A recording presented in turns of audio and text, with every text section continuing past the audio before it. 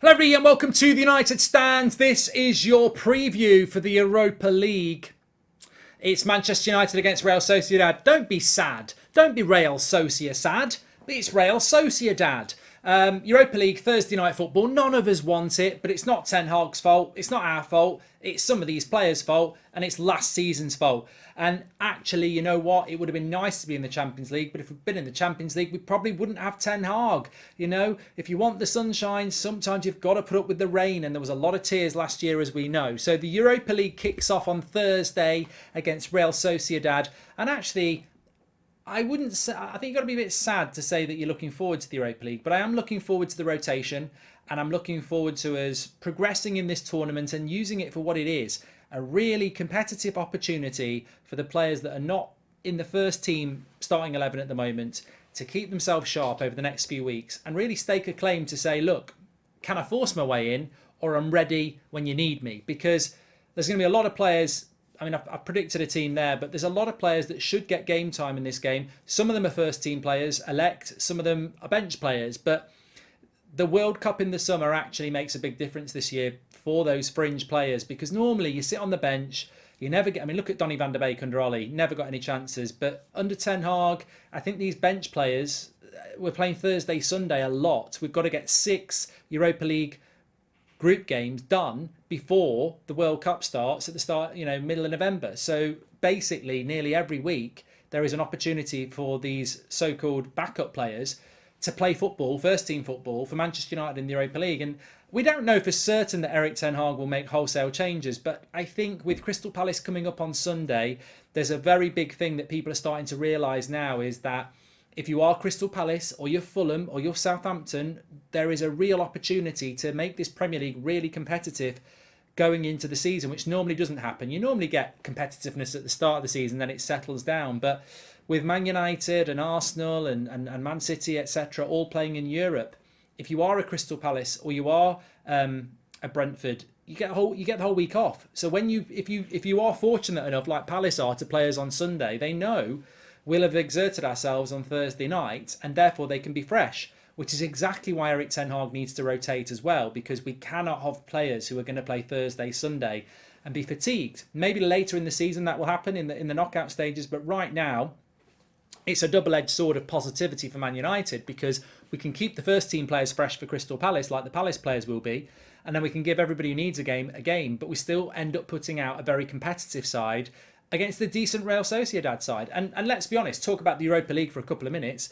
The Europa League group looks very good for us. We're playing a Cypriot club, I think. We're definitely playing a Moldovan club in Sheriff. And obviously we've got Real Sociedad. So Man United, Real Sociedad on Thursday night at Old Trafford.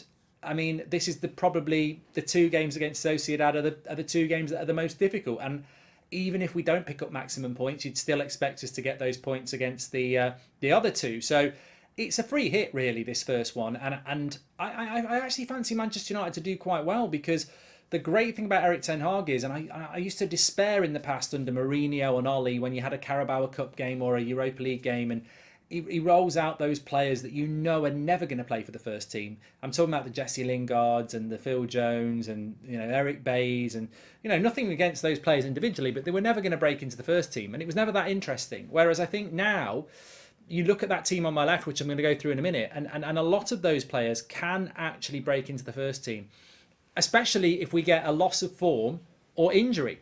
Some of these players will become first team players. So it's a really big opportunity for them. And I think a lot of them will be, raring to go, because they've had to wait patiently until September to get their chance, because we've basically been playing 1 game a week. And a lot of these players haven't had a chance at all yet. Now, maybe they're not performing in training, but let's see what they can do. And I, for one, am looking forward to seeing this, because it could be a Carabao Cup game, but it's not. It's Real Sociedad. And if he does pick a team like this, which I think he should to show that he trusts the squad, if he does pick a team like that, very, very interesting. So let's go through it. This is how I think we will line up. Obviously, I think De Gea could play in goal, but I think it would be a good idea to give Dubravka the Europa League just to see what he's all about. He's coming in for a season. Let's see what he's all about. So I think Dubravka could play. He might go with De Gea, because at the end of the day, there's also a counter argument to say that goalkeepers don't get tired, And the more De Gea plays in Ten Hag's system, the better he'll get. You know, we want to build out.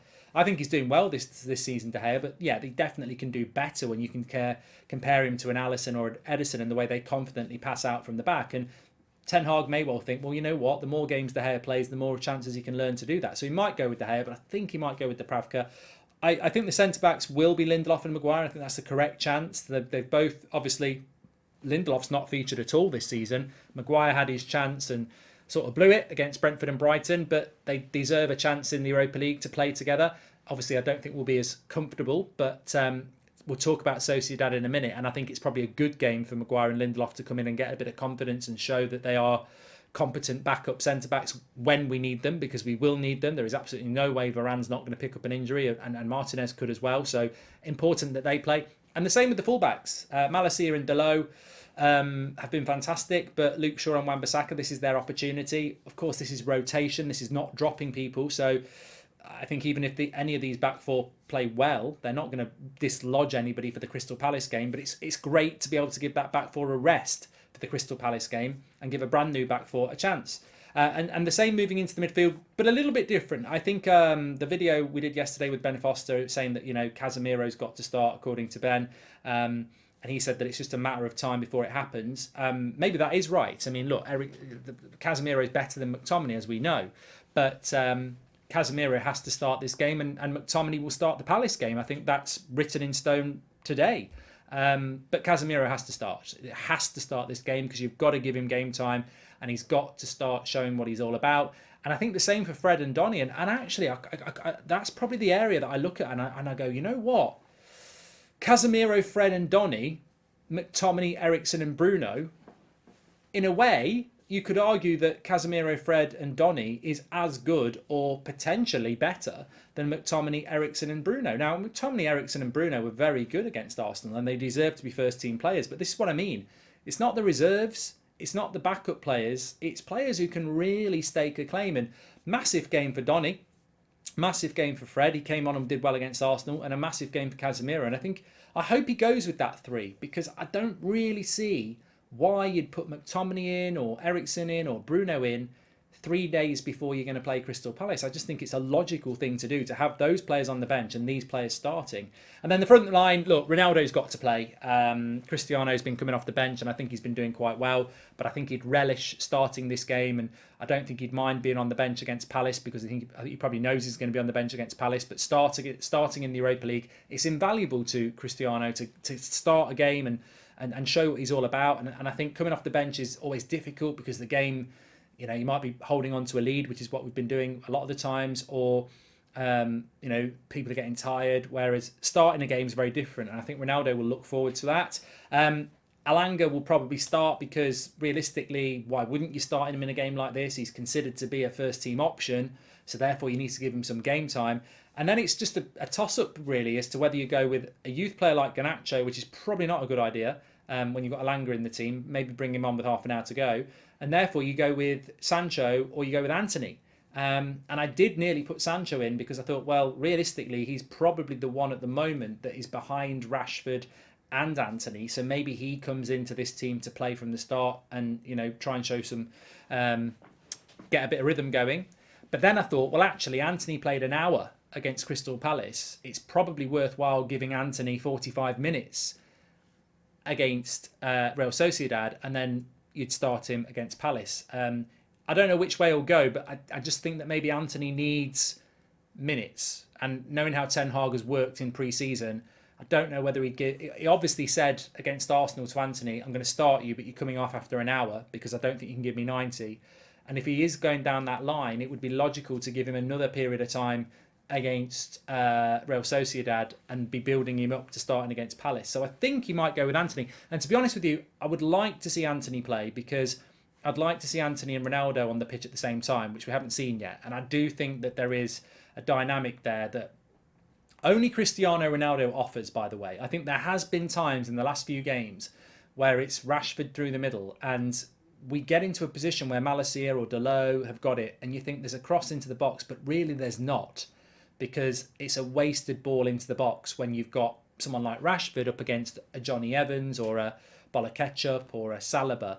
But with Ronaldo in there, this is a part of Antony's game that people haven't seen and will see, and I'd like to see that in the Europa League game. So that's a very strong United side with a point to prove. That might change in the coming weeks as these players realise that they're not part of the plans, maybe. But this is their first opportunity, and I do think that there is no player probably, if he goes with that team, there is no player that's going to start against Crystal Palace, probably apart from Antony, because I think that there's no player from the Arsenal game that you could say is going to be dropped. But you never know about injury in training, and you never know when you're going to get called upon. And this is the mentality we were talking about last night about Erik ten Hag and what he's building at Manchester United is this squad.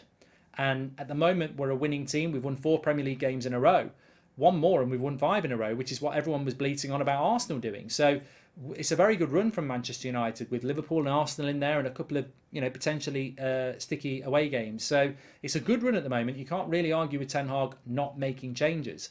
But there is going to be a bad performance individually in there at some point. And when that happens, these players need to be ready to jump in. And certainly the Ronaldos and the Casemiros and the Freds, you could even argue maybe the Luke Shaws could quite easily take somebody's place in that first team. And then there's injury as well. So look, they've got to be ready. And it's a big game for these players on Thursday night, because if they go into it and they're a little bit, I'm not in the first team, and that comes through to Ten Hag, then obviously he's not going to give them a chance. But these players will know they're not starting on Sunday no matter how well they play.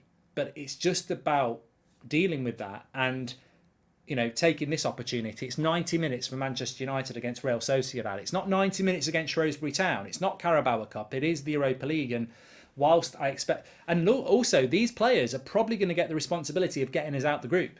So I don't think Ten Hag will have the intention of using the Varans and the Martinez and the Brunos in the Europa League when they've got a game every 3 or 4 days. I think he'll be saying to these players, look, I want to win the Europa League, and you're in the box seat.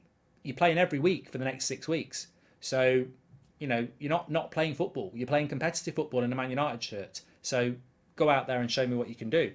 So yeah, it'd be interesting. And also, I think as well, we need to talk about Real Sociedad as well. They may not be the most glamorous side. I think this season they've played 4 games. They've won 2 games 1-0 against, not fantastic La Liga sides. They got smashed by Barcelona. I think it was 4-1. And at the weekend they drew 1-1 with Atletico Madrid. They're not a bad side. I think they're sort of around mid to top of the table at the moment. But that's where Real Sociedad would expect to be. Obviously, Isaac's just gone right at the end of the window, so that weakens them a little bit. But David Silva's still there. And I think we've played Sociedad before, and they're pretty much what they say on the tin. They like a bit of possession. They like to get on the ball, but they're not really, in my opinion, they're not really a team that's going to score 3 or 4 goals past you. They're not particularly clinical, and they don't score lots of goals. In fact, this season, in 4 games, they haven't scored more than 1 goal in any of those games yet. So I think it's a good game for that back 4, really, because I don't think they really need to do that much to potentially get a clean sheet and feed themselves back into the team. And what we want to be doing on Thursday night is when we're doing player ratings, we want to be able to go, you know what, Harry Maguire was a 7 tonight, Victor Lindelof was a 7, Luke Shaw was a 7. I don't want to be in a position where we're leaving them on an island and saying goodbye. That they need to be part of this journey. They need to be on the boat, and the more players that play well, the better. I mean, who would have thought after the Brentford game that you'd be saying in less than a month that Scott McTominay's playing really, really well and responding to Ten Hag's coaching? So why can't Harry Maguire do that? Why can't Victor Lindelof do that? These players hopefully will have a good game on Thursday. And there is no guilt attached to the fan base who've criticised these players. Their behaviour and performance last year was disgusting, to be honest.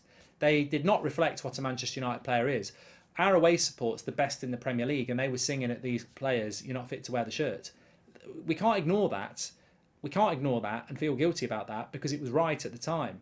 But hopefully the players have seen that the fans will start to trust them again and will start to back them again if they start delivering on the pitch consistently. And people like Dalot and McTominay and Rashford are the evidence of that to people like Maguire and Luke Shaw and Aaron Wan-Bissaka and Victor Lindelof, who maybe were part of the problem last year and got a lot of criticism.